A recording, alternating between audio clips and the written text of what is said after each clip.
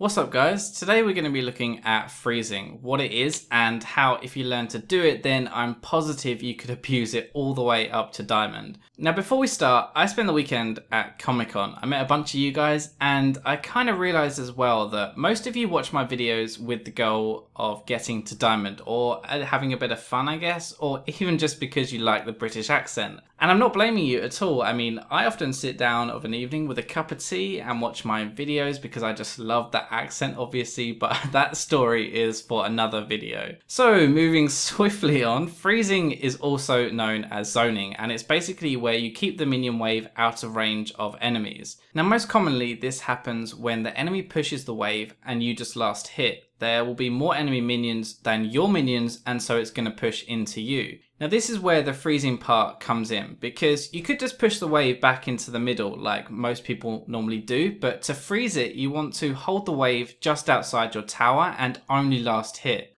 Now to show you what I mean, I've whipped up this state-of-the-art modern 3D bot lane to go over it. So right now this is a normal lane. It's in the middle where it normally is and both sides are pushing as hard as the other. Suppose we say Corki now only last hits, and after a while the red side is going to have more minions than blue. So this is the point where the wave will start to push towards you and this is when you freeze. This next part is only going to work if you're ahead, and that is kind of the whole point of freezing. It's being aggressive without killing anyone or without taking any risks. So now your minions are quite close to your tower. It means that the enemy laner has to step forward to take them, but if you position yourselves around here, it means that they have to fight you to get to the minions, and if they aren't strong enough to do that, then they have no choice but to back off. Keeping the minions in this position is the most common form of freezing. You've basically frozen the minion wave in this particular place that allows you to stop the enemy getting gold or experience.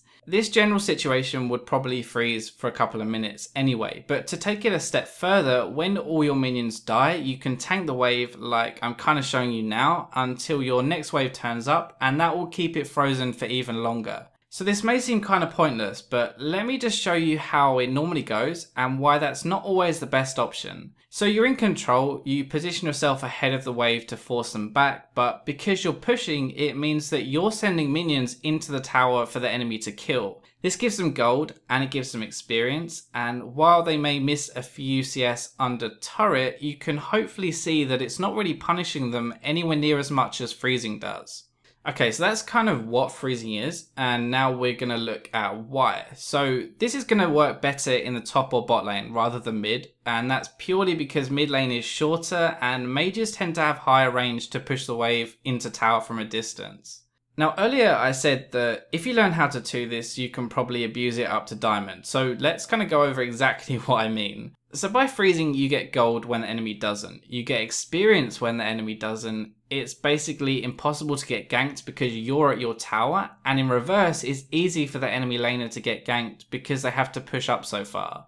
So in solo queue, it's not really enough just to go even, you need to win your lane, and even if you do win your lane, by pushing constantly you're feeding gold into the enemy laner, and it means that mid game they're still going to be strong. So freezing kind of lets you remove the risk of the enemy laner being able to carry. You take away their golden experience and you basically render them useless. Going into mid game, you've created an almost 5v4 situation and you're giving your team way more of a chance to win by basically taking no risk. If you think about it, the traditional way of dominating a lane is to kill them a lot, I guess. That's what most people do, and sure that works, but it's risky, especially when it would normally have to involve you pushing and diving. By freezing, you actually hurt them just as much, if not more, and if they try and come and CS, then you get to have that fight you want in the middle of a lane with no towers around.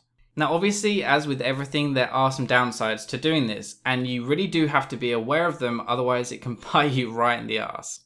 Okay, so just to end with a disclaimer very quickly, no, this is not going to be enough to get you to diamond on its own, but a lot of people are capable of winning their lane, they just don't really know how to push and create that lead. I'd honestly say that if you learn how to freeze properly, then you probably climb a whole league just by that. So you go from silver to gold, for example, or even plat to diamond. And let me know if you guys enjoyed this video. I'm planning on doing a couple more like maining champions and why that's going to let you climb quicker or attack moving and things like that. But if you enjoyed the video, let me know, subscribe, like, and share it with your friends, and I'll catch you in my next video.